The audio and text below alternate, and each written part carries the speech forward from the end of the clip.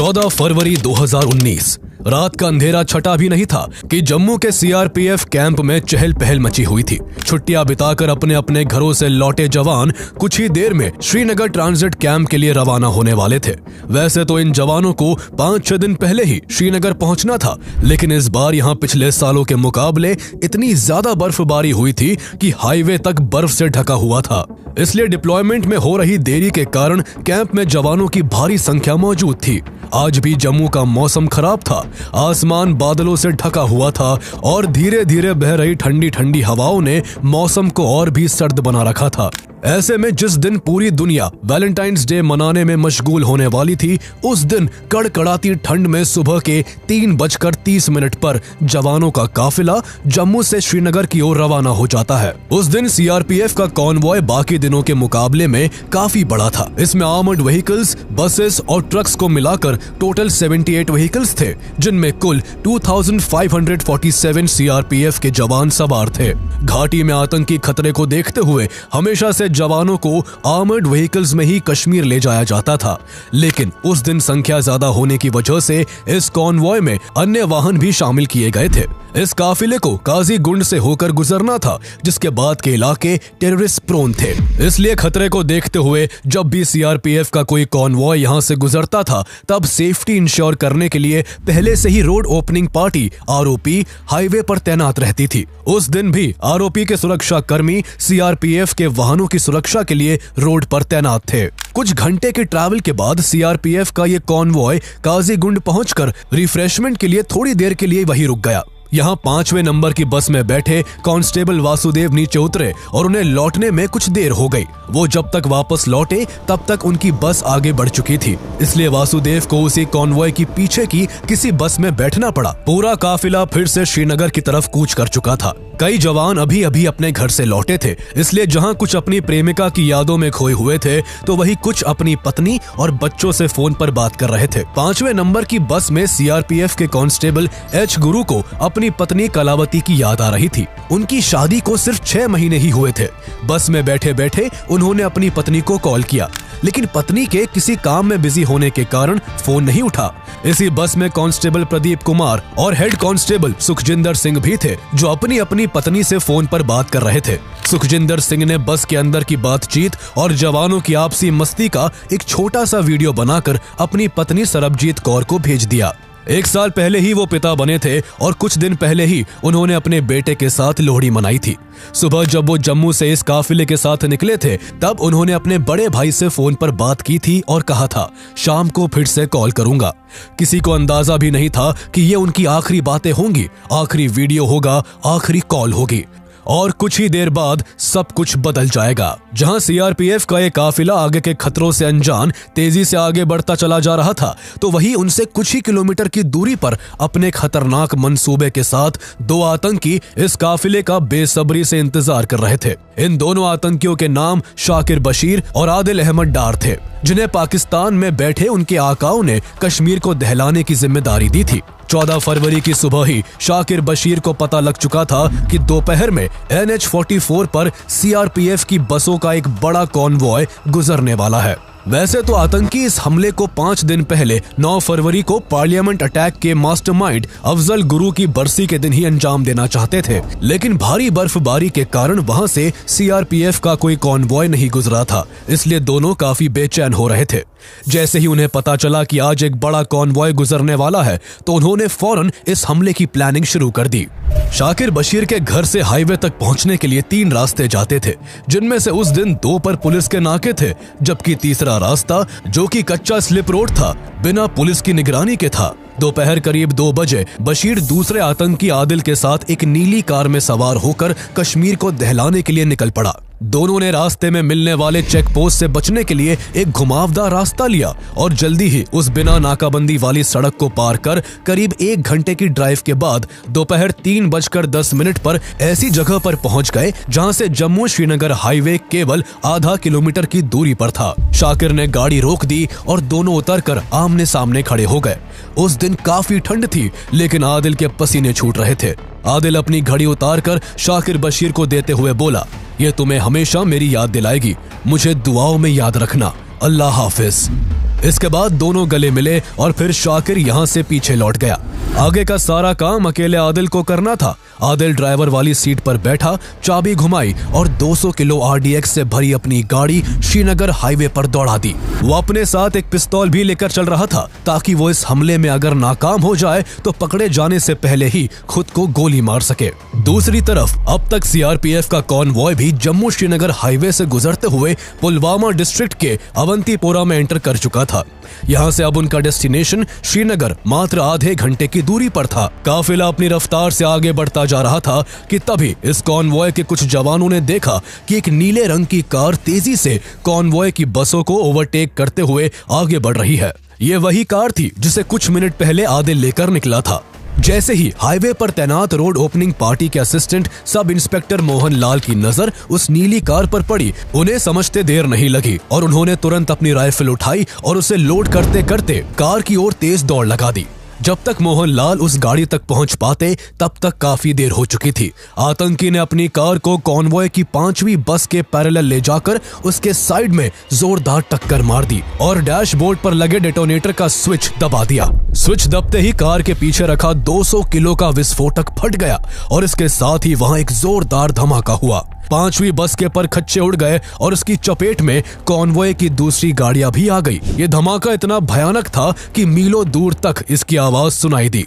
चारों ओर धुआं और मलबा बिखर गया। आसपास के घरों के शीशे टूट गए। धमाके ने सड़क पर एक गहरा गड्ढा बना दिया और पल भर में चारों ओर तबाही मच गई। एक झटके में रोड ओपनिंग पार्टी के मोहन लाल समेत सीआरपीएफ के 40 जवान मौके पर ही शहीद हो गए। वहीं करीब 70 जवान बुरी तरह घायल हो गए। 5वें नंबर की इस बस में जम्मू से चढ़ा केवल एक ही शख्स ऐसा था जिसे कुछ नहीं हुआ। वो थे कांस्टेबल वासुदेव, जिनसे ये बस रास्ते में उतरने की वजह से छूट गई थी।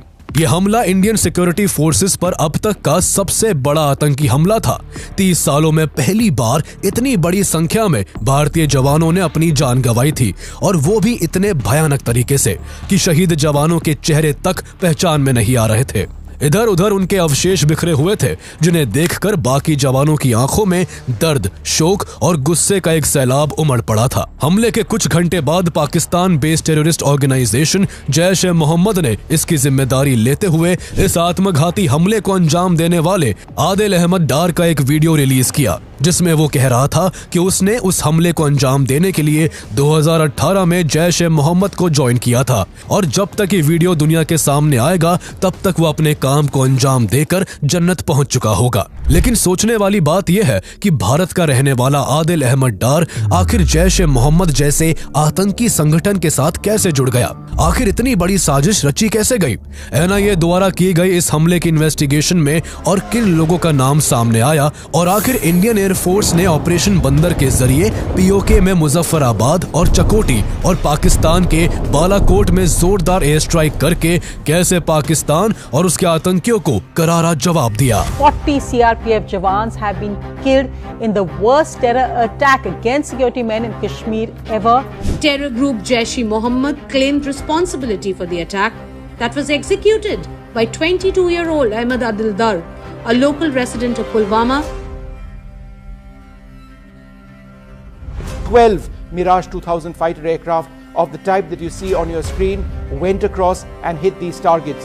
Abhinandan Vardhaman told his team that he locked a target, one of the F-16 fighter jets in the Pakistani assault team. Qureshi साहब उस मीटिंग में थे जिसमें प्राइम मिनिस्टर साहब ने आने से इनकार कर दिया और चीफ ऑफ आर्मी स्टाफ तशरीफ लाए। पैर कांप रहे थे, पसीने माथे पे थे और हमसे शाह महमूद साहब ने कहा कि खुदा का वास्ता है अब इसको वापस जाने दें, क्योंकि 9 बजे रात को हिंदुस्तान पाकिस्तान पे अटैक कर रहा है। So how exactly did the strikes take place? What were the units which were involved? What exactly did we hit? Take a look.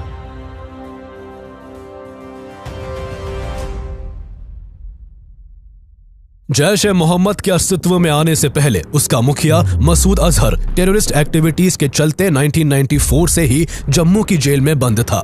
उसके साथियों ने उसे छुड़ाने की कई बार कोशिश की थी, लेकिन हर बार भारतीय सुरक्षा बलों ने उनकी कोशिशों को नाकाम कर दिया था।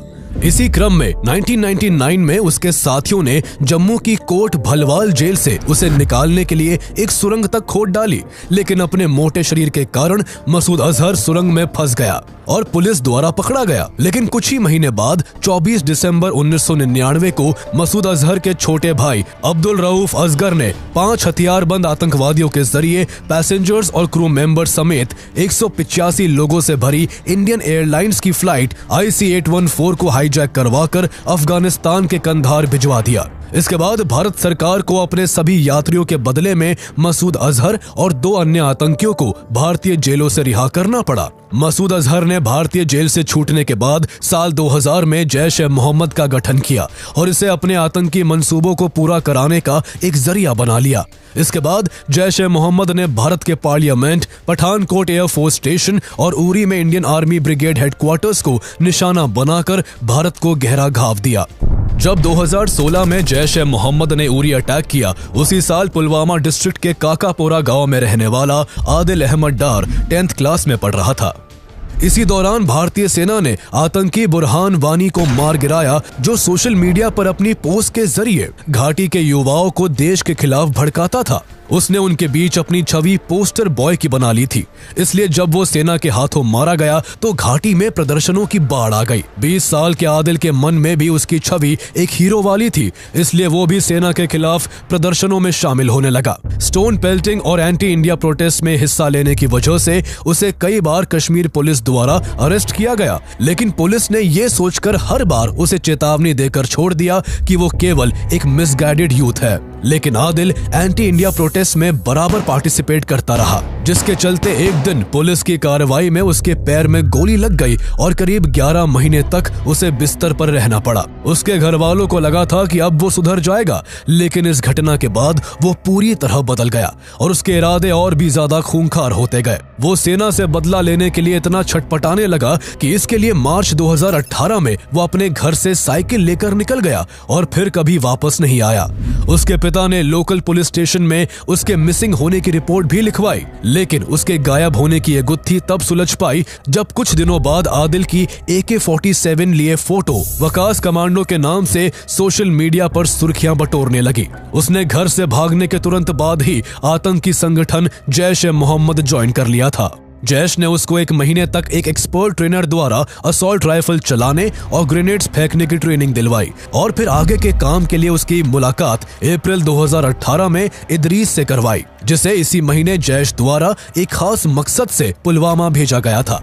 इदरीस IEDs बनाने में एक्सपर्ट था, इसलिए जैश-ए-मोहम्मद ने उसे भारत में रहकर आदिल डार जैसे भटके कश्मीरी युवाओं का इस्तेमाल कर भारतीय जवानों पर IEDs हमले करवाने का काम सौंपा। इसके लिए उसने पहले आदिल डार से दोस्ती की और फिर धीरे धीरे उसके दिमाग में भारत के खिलाफ जहर घोलकर उसका पूरी तरह से ब्रेन वॉश करके उसे एक आत्मघाती हमले के लिए राजी कर लिया। आदिल के अलावा उसे और भी लोगों की जरूरत थी, इसलिए उसने अपनी टीम में बिलाल अहमद कूचे, शाकिर बशीर, पीर तारिक अहमद शाह, वैजुल इस्लाम, मोहम्मद अब्बास रादर और इंशा जान समेत कई जरूरी लोगों को अपनी प्लानिंग में शामिल कर लिया। उसने तब तक अपने लोकल इन्फॉर्मर्स की मदद से आसपास के एरियाज में IEDs बनाने के लिए पूरा सेटअप भी तैयार कर लिया था।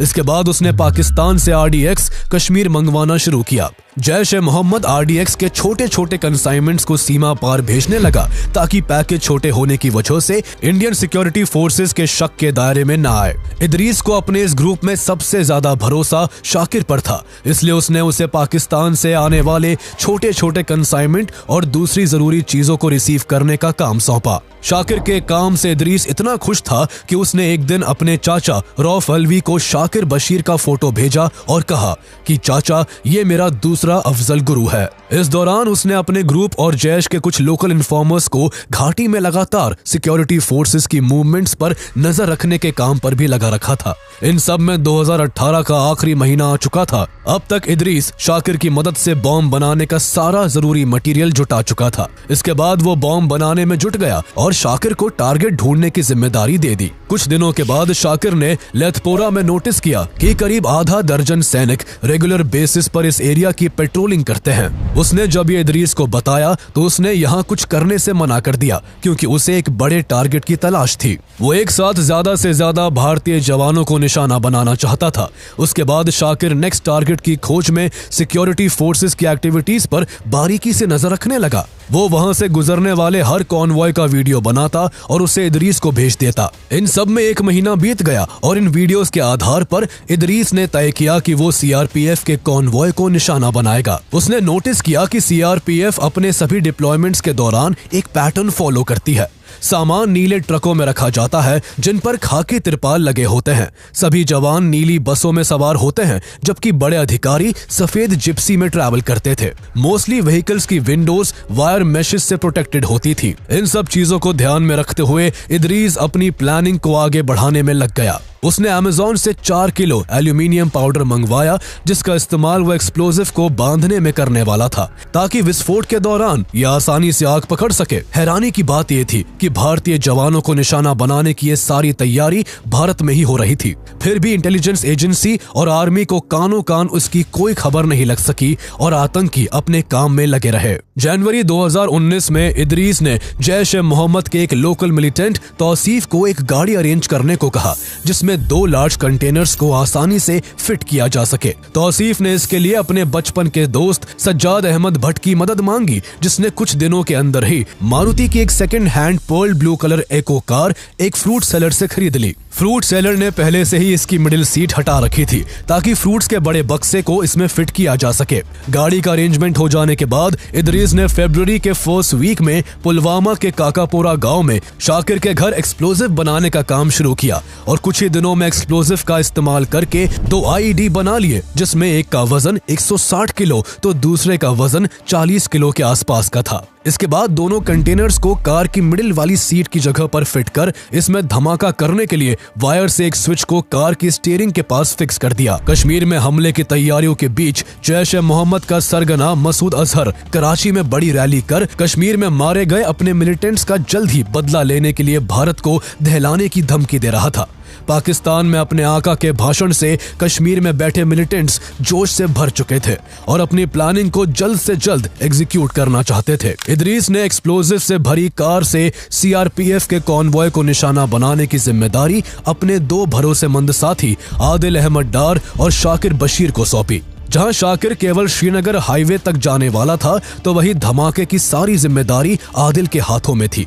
आदिल इस हमले में एक आत्मघाती हमलावर बनने वाला था। उसे पता था कि इसमें उसकी जान जाने वाली है लेकिन उसे लगता था कि वो ये सब अल्लाह के हुक्म पर कर रहा है और उसे अंजाम देने के बाद उसे जन्नत नसीब होगी। उसके इसी माइंडसेट के साथ हमले से पहले जैश-ए-मोहम्मद ने उसका एक वीडियो भी बनाया जिसमें उसने भारत को बर्बाद करने की बात की।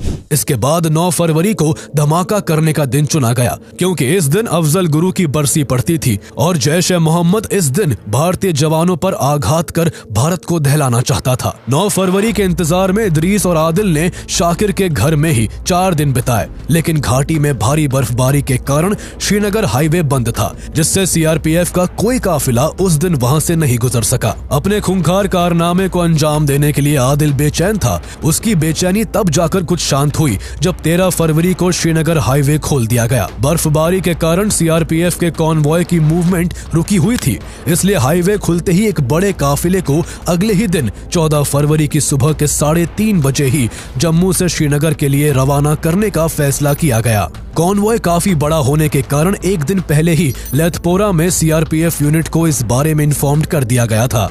यही इन्फॉर्मेशन हाईवे में पड़ने वाले काजीकुंड, अनंतनाग, अवंतीपोरा और पंथा चौक में स्थित अन्य सीआरपीएफ यूनिट्स को भी भेज दी गई। इन यूनिट्स के जवान रोड ओपनिंग पार्टी आरओपी की भूमिका में थे जिनके कंधों पर इस काफिले को अपनी टेरिटरी से सुरक्षित निकालने की जिम्मेदारी थी। इस दौरान इन यूनिट्स को सड़क को सिक्योर करने के लिए एंटी सैबोटाज चेक करने थे और सड़क के दोनों ओर गश्त कर काफिले की सेफ्टी को इंश्योर करना था। इधर 14 फरवरी की सुबह करीब 11:30 बजे शाकिर ने हाईवे पर अपनी नजर दौड़ाई। उसने देखा कि लाडू मोड़ पर बादलों से ढके आसमान के बीच भी 2 सीआरपीएफ जवान मुस्तैदी से तैनात थे। थे। उसने थोड़ा और आगे बढ़कर देखा तो उसे सीआरपीएफ के 2-2 जवान और भी कई जगहों पर दिखाई दिए। ऐसा तभी होता था जब इस रास्ते से सीआरपीएफ का कोई कॉन्वॉय गुजरता था। उसे पूरा माजरा समझते देर नहीं लगी और उसने तुरंत इदरीस को फोन कर सीआरपीएफ के कॉन्वॉय की डिप्लॉयमेंट की जानकारी दी। इस खबर से इदरीस खुशी से झूम उठा और हमले के लिए उसने आदिल को तैयार होने को कहा। आदिल को अब एहसास हो रहा था कि उसकी जिंदगी अब से कुछ घंटे बाद खत्म होने वाली है। वो धमाके की इंटेंसिटी और उससे होने वाली तबाही की कल्पना कर रहा था। जल्द ही वो अपने इमोशंस पर कंट्रोल कर एक्सप्लोजिव से भरी गाड़ी में जाकर बैठ गया और थोड़ी ही देर बाद उसने पुलवामा के अवंतीपोरा के लेथपोरा विलेज से गुजरते सीआरपीएफ के काफिले की 5वीं बस से अपनी कार को टकराकर ब्लास्ट कर दिया। हमले में 40 जवानों के शहीद होने और 70 से ज्यादा जवानों के घायल होने की खबर ने पूरे देश को हिला दिया था। बीते 30 सालों में कश्मीर में हुआ ये सबसे बड़ा आतंकी हमला था। ये हमला इतना भयानक था कि शहीद जवानों के चेहरे तक पहचान में नहीं आ रहे थे। हमले के बाद बड़े बड़े अधिकारी घटनास्थल पर आ पहुंचे थे, जो जवानों की ऐसी हालत देखकर अपने आंसू नहीं रोक पा रहे थे। पुलवामा हमले के बाद पूरे देश में गुस्से और शोक की लहर थी। हर कोई इसका बदला चाहता था। हमले के तुरंत बाद गवर्नमेंट भी एक्शन में आ गई। शहीद जवानों को स्पेशल फ्लाइट से उनके होम स्टेट में लाया गया और वहां उनका अंतिम संस्कार स्टेट ऑनर्स के साथ किया गया। इसके बाद भारत ने पाकिस्तान पर शिकंजा कसना शुरू किया। सबसे पहले भारत ने पाकिस्तान का मोस्ट फेवर्ड नेशन MFN का दर्जा कैंसिल कर दिया और फिर पाकिस्तान से भारत में इंपोर्ट होने वाले सभी सामानों पर कस्टम ड्यूटी बढ़ाकर 200% कर दी। इसके बाद भारत सरकार ने पाकिस्तान को इंटरनेशनल लेवल पर डिप्लोमेटिकली आइसोलेट करना शुरू किया। भारत ने बताया कि कैसे पाकिस्तान अपनी जमीन पर आतंकियों को पनाह देता है। पाकिस्तान ने टेररिज्म के अगेंस्ट इफेक्टिव मेजर्स को इम्प्लीमेंट नहीं किया था, इसलिए financial action task force FATF ने पाकिस्तान को ग्रे लिस्ट में ही रखा। पाकिस्तान को अलग थलग करने के सरकार के इस फैसले का भारत की ऑर्गेनाइजेशंस ने भी साथ दिया। All India senior workers association AICWA और Indian film and television directors association IFTDA ने तुरंत एक्शन लेते हुए इंडियन फिल्म इंडस्ट्री में पाकिस्तानी कलाकारों के काम करने पर रोक लगा दी। जहां भारत पाकिस्तान को इकोनॉमिकली और डिप्लोमेटिकली चोट पहुंचा रहा था, तो वही उसे सही सबक सिखाने के लिए सैन्य कार्रवाई की तैयारी भी की जा रही थी। हमले के बाद से ही भारतीय सेनाएं इसके जिम्मेदार आतंकियों को अंजाम तक पहुंचाने के लिए बेचैन थी। सैनिक अपने साथियों के खून का बदला चाहते थे, लेकिन आक्रोश के इस समय में भी सभी तरह की पॉसिबिलिटीज को काफी बारीकी से देखा जा रहा था। ऐसे में इंडियन एयरफोर्स के air chief marshal Birendra Singh Dhanoa ने आगे से इनिशिएटिव लेते हुए अगले ही दिन सरकार के सामने POK में एयर स्ट्राइक का प्रपोजल रखा, जिसे सरकार ने भी मंजूरी दे दी। मंजूरी मिलते ही एयरफोर्स ने अपनी तैयारी शुरू कर दी। 16 से 20 फरवरी के बीच 4 दिनों तक ड्रोन्स के जरिए इस बात का पता लगाया गया कि सीमा पार कौन कौन सी जगह पर आतंकियों ने अपने ठिकाने बना रखे हैं। दुश्मन के ठिकानों का पता लगाने के तुरंत बाद एयरफोर्स और इंटेलिजेंस के अधिकारियों के बीच ऑपरेशन की प्लानिंग को लेकर अगले 2 दिन तक बैठकें चली। इसी बीच एयरफोर्स ने इस ऑपरेशन का एक ब्लूप्रिंट तैयार करके national security adviser Ajit Doval के सामने पेश किया, जिसमें उन्हें ऑपरेशन के दौरान निशाना बनाए जाने वाली जगहों से रूबरू करवाया गया। भारतीय वायुसेना ने करीब 48 साल पहले 1971 में पाकिस्तान की सीमा में घुसकर ऐसी कोई कार्रवाई की थी। इसलिए ऑपरेशन को आगे बढ़ाने से पहले एयरफोर्स अपनी ओर से सभी तैयारियों को पुख्ता करने में जुटी हुई थी। 1 squadron tigers and 7 squadron battle axis के जवानों को ऑपरेशन के लिए तैयार रहने का आदेश दिया गया। एयरफोर्स ने सिक्योरिटी रीजंस और कॉन्फिडेंशियलिटी को मेंटेन करने के लिए इसे ऑपरेशन बंदर नाम दिया, जिसे अंजाम देने के लिए 26 फरवरी 2019 का दिन तय किया गया। सारी प्लानिंग होने के बाद फाइटर जेट्स को सावधानी से परखा गया और इस ऑपरेशन में हिस्सा लेने वाले पायलट्स ने 24 फरवरी को एक ट्रायल रन भी किया, जिसके बाद इस ऑपरेशन के लिए हरी झंडी दे दी गई। इस पूरे ऑपरेशन के दौरान 12 मिराज 2000 फाइटर जेट्स को इस्तेमाल किया जाना था और साथ ही किसी भी इमरजेंसी से निपटने के लिए गरुड़ कमांडो की एक टीम को भी स्टैंड बाय पर रखा गया था। 26 फरवरी की सुबह 3:30 बजे ही भारत के 12 Mirage 2000 fighter jets laser guided bomb से लैस होकर पाकिस्तान के अंदर घुसकर तबाही मचाने के लिए निकल पड़ते हैं और कुछ ही मिनटों में पाकिस्तान के एयर स्पेस के अंदर दाखिल हो जाते हैं। कुछ ही देर बाद फाइटर जेट्स POK के मुजफ्फराबाद और चकोटी में आतंकी ठिकानों पर भारी बमबारी करते हैं। एक ही झटके में सैकड़ों आतंकी मारे जाते हैं। जैश ए मोहम्मद के कई ठिकाने पाकिस्तान के खैबर पख्तून प्रांत के बालाकोट शहर में भी बने हुए थे, इसलिए इंडियन एयरफोर्स बालाकोट में भी दाखिल होकर जैश ए मोहम्मद के आतंकी शिविरों पर करीब 8 मिनटों तक बमबारी करके सैकड़ों आतंकियों को मार गिराती है। यह पूरा ऑपरेशन करीब 21 मिनट तक चला, जिसमें इंडियन एयरफोर्स ने करीब 1000 किलो बम बरसाकर जैश ए मोहम्मद के कई ठिकानों और करीब 350 आतंकियों को मिट्टी में मिलाकर 40 जवानों की शहादत का बदला ले लिया था। इस हमले से बौखलाया पाकिस्तान अगले ही दिन 27 फरवरी को भारतीय सीमा में घुसने की हिमाकत करता है। पाकिस्तान के लड़ाकू विमानों को खदेड़ने के लिए भारतीय वायुसेना भी मोर्चा संभालकर मुंह तोड़ जवाब देती है। इसी बीच एक डॉग फाइट के दौरान विंग कमांडर अभिनंदन वर्धमान अपने MiG-21 बाइसन से पाकिस्तान के एक F-16 विमान को मार गिराते हैं, लेकिन इसी दौरान उनका विमान भी डैमेज हो जाता है और वो पैराशूट के साथ POK में जा गिरते हैं। लेकिन भारत के डिप्लोमेटिक प्रेशर और मिलिट्री एक्शन के बढ़ते दबाव के चलते पाकिस्तान को झुकना पड़ता है और 1 मार्च 2019 को विंग कमांडर अभिनंदन वर्धमान को सुरक्षित भारत लौटा दिया जाता है। एक तरफ जहां इंडियन गवर्नमेंट हर तरह से पाकिस्तान को सबक सिखाने में लगी हुई थी, तो दूसरी ओर इस हमले की जांच NIA के हाथों में सौंप दी गई थी। 2016 में उरी अटैक के केवल 3 साल बाद हुए इस हमले ने कश्मीर के पूरे सिक्योरिटी सिस्टम को हिला कर रख दिया था। इस हमले को NIA की जम्मू एंड कश्मीर ब्रांच के चीफ राकेश बलवाल इन्वेस्टिगेट करने वाले थे। राकेश बलवाल मणिपुर कैडरे के IPS ऑफिसर थे। उन्होंने नॉर्थ ईस्ट में आतंकवाद के खिलाफ बेहतरीन काम किया था, इसलिए उन्हें प्रमोट करके जम्मू एंड कश्मीर में NIA की कमान सौंप दी गई थी। राकेश की 12 सदस्यीय टीम ने घटना स्थल पर पहुंचकर एक एक चीज को खंगालना शुरू कर दिया, लेकिन कई दिनों के बाद भी उन्हें कोई ऐसा सुराग नहीं मिला जिसे लेकर आगे बढ़ा जा सके। ऐसे में राकेश को समझ आ चुका था कि छानबीन का दायरा बढ़ाना होगा। हालांकि उन्हें यह भी पता था कि ये काफी जोखिम भरा काम था, क्योंकि हाजीबल समेत हमले के आसपास के सभी इलाके आतंकवाद का अड्डा माने जाते थे। अक्सर हमलों के बाद आतंकी यहाँ छिप जाते थे और पुलिस से मुठभेड़ के दौरान कुछ लोकल लोग उन्हें बचाने के लिए पुलिस पर पथराव करने लगते थे। ऐसे में इन इलाकों में जांच करना आसान नहीं था, लेकिन फिर भी राकेश बलवाल ने NIA हेडक्वार्टर से हमले वाली जगह के आसपास के एरिया में सर्च ऑपरेशन का दायरा बढ़ाने की परमिशन लेते हुए 100 NIA और 400 CRPF के जवानों के साथ वहां छानबीन शुरू कर दी। वो हमले वाली जगह से 250 मीटर ही आगे बढ़े थे कि उन्हें जमीन पर कोई चमकती चीज दिखाई दी, जो कि हमले वाली कार की चाबी थी। इस दौरान उनकी टीम को आसपास कुछ हड्डियां भी मिली, जिनकी DNA टेस्ट से पता चला कि उनमें से कुछ हड्डियां आदिल अहमद डार की थी। साफ था कि हमले के वक्त कार आदिल अहमद डार ही चला रहा था, लेकिन आगे की जांच और इसमें शामिल लोगों तक पहुंचने के लिए NIA को इस कार के खरीदार तक पहुंचना जरूरी था। NIA ने आगे की इन्वेस्टिगेशन में पता लगाया कि ये कार 7 बार बेची गई थी और इसे सबसे आखिर में सज्जाद भट्ट नाम के शख्स ने खरीदा था। NIA ने बहुत मशक्कत के बाद 17 जून 2019 को सज्जाद भट्ट को खोज निकाला, जो तौसीफ अहमद भट्ट के साथ अनंतनाग के एक घर में छिपा था। पुलिस उसे जिंदा पकड़ना चाहती थी, इसलिए उसे सरेंडर करने को कहा गया, लेकिन उसने सरेंडर नहीं किया, जिससे वो अपने साथी समेत पुलिस के हाथों मारा गया। उसके मरने के बाद एक बार फिर से NIA का हाथ खाली हो गया। हालत ऐसी थी कि अब उनके पास ऐसा कुछ भी नहीं था जिसे बेस बनाकर जांच को आगे बढ़ाया जाता। लेकिन राकेश हार मानने को तैयार नहीं थे। पुलवामा अटैक के बाद इंडियन फोर्सेस और आतंकियों के बीच कश्मीर में कई एनकाउंटर्स हुए थे, जिनमें कई आतंकियों को एलिमिनेट किया गया था। ऐसे में राकेश बलवाल ने इन एनकाउंटर्स को एनालाइज करना शुरू किया। उनका मानना था कि मारे गए या पकड़े गए आतंकियों की जांच पड़ताल से कोई क्रूशियल क्लू मिल सकता है।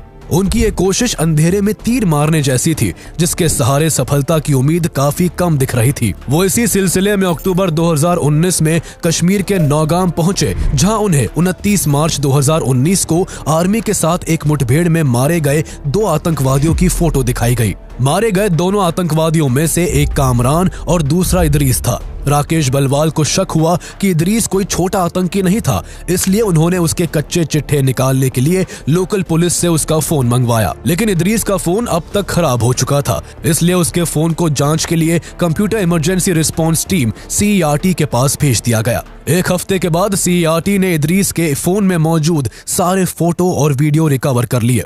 इसमें एक फोटो पुलवामा अटैक में इस्तेमाल की गई गाड़ी का भी था। इसी फोन में एक और फोटो था जिसमें 3 शख्स थे, जिसमें से इदरीस और आदिल की पहचान पुलिस पहले ही कर चुकी थी और अब केवल तीसरे शख्स को खोजना था। ये तीसरा शख्स शाकिर बशीर था, जिसे कुछ ही दिन बाद पुलिस ने अरेस्ट कर लिया। शाकिर से पूछताछ शुरू हुई, लेकिन काफी प्रयासों के बाद भी उसने अपना मुंह नहीं खोला। वो हर समय कुरान की आयतें पढ़ता और एक ही बात दोहराता कि इदरीस भाई और आदिल ने ये काम इस्लाम के लिए किया है। इदरीस के मोबाइल में एनआईए को कुछ ऐसी फोटोज भी मिली थी जिनसे उसके गैर महिलाओं के साथ रिश्तों का पता लगता था। शाकिर को इदरीस के फोन की ऐसी ही एक फोटो दिखाई गई जिसमें इदरीस पुलवामा की ही एक लड़की इंशा जान के साथ था। इंशा जान और इदरीस के साथ वाली फोटो को देखकर शाकिर बशीर दंग रह गया। उसे यकीन नहीं हो रहा था कि जिसे वो अपना आदर्श मानता था वो शादीशुदा होने के बावजूद उसके गांव की ही लड़की के साथ संबंध में था।